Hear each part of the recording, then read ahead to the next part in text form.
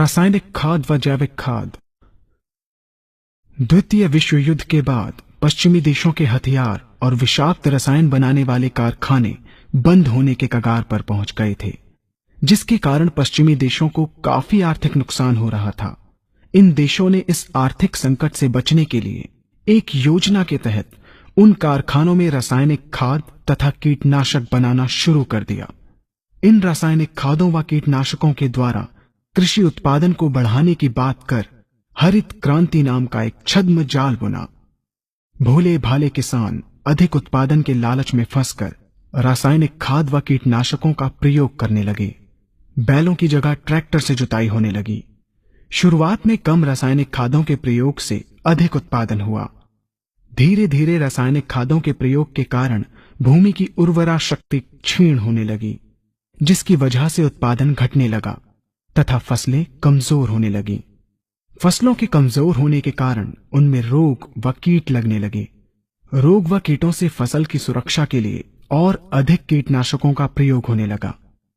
एक तरफ ज्यादा उत्पादन के लिए अधिक रासायनिक खादों का प्रयोग होने लगा, वहीं दूसरी तरफ फसलों को रोग व कीटों से बचाने के लिए अधिक विषाक्त कीटनाशकों का प्रयोग बढ़ गया, जिसके कारण उत्पादन लागत बढ़ी और किसान को लाभ कम होने लगा, बल्कि छोटे किसान कर्ज में डूबने लगे।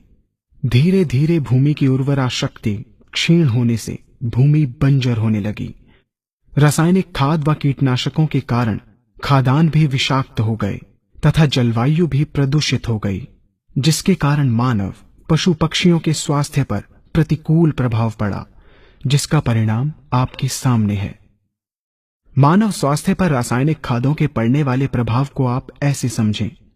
जब किसान फसल में रासायनिक खाद डालता है तो रासायनिक खाद में उपस्थित विषाक्त रसायन जल में घुलकर सबसे पहले जल को प्रदूषित कर भूमि के अंदर उपस्थित केचुए व सूक्ष्म जीवाणुओं को मार देता है। ये बात सभी किसान अच्छी तरह से जानते हैं कि केचुए व अन्य सूक्ष्म जीवाणु भूमि की उर्वरा शक्ति को बढ़ाने के लिए अति आवश्यक होते हैं। विषाक्त रसायन के कारण इनकी मृत्यु हो जाने से भूमि की उर्वरा शक्ति नष्ट हो जाती है तथा भूमि कठोर होकर बंजर होने लगती है। रासायनिक खादों के विषाक्त रसायन पानी के माध्यम से अन्य खनिजों के साथ फसल के अंदर पहुंचकर फसलों को विषाक्त बना देते हैं। बाद में जब खाद्यान्न के रूप में मनुष्य या अन्य पशु इन्हें खाते हैं तो ये विषाक्त रसायन मानव स्वास्थ्य पर बहुत ही बुरा प्रभाव डालते हैं तथा मनुष्य के अंदर तरह तरह के रोग उत्पन्न करते हैं।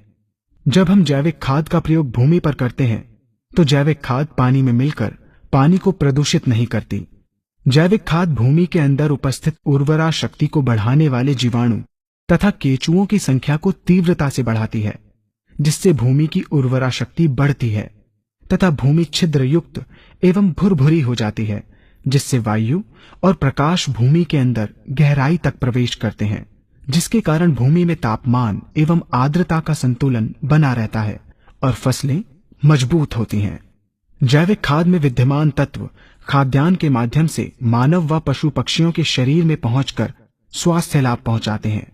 जैविक खादों के प्रयोग से फसलें अच्छी और मजबूत होती हैं, जिसके कारण उन पर रोगों एवं कीटों का ज्यादा प्रभाव नहीं पड़ता। यदि किसी प्राकृतिक कारणवश कीटों व रोगों का प्रभाव अगर पड़ता भी है तो गौमूत्र एवं औषधीय वनस्पतियों के घोल के छिड़काव करने से फसलों को रोग एवं कीटों से बचाया जा सकता है। गौमूत्र एवं अन्य प्राकृतिक औषधियों के मिश्रण के छिड़काव से फसलों का कम लागत में बचाव हो जाता है तथा वातावरण पर भी कोई दुष्प्रभाव नहीं पड़ता। यहाँ हम आपको तालिकाबद्ध तरीके से दोनों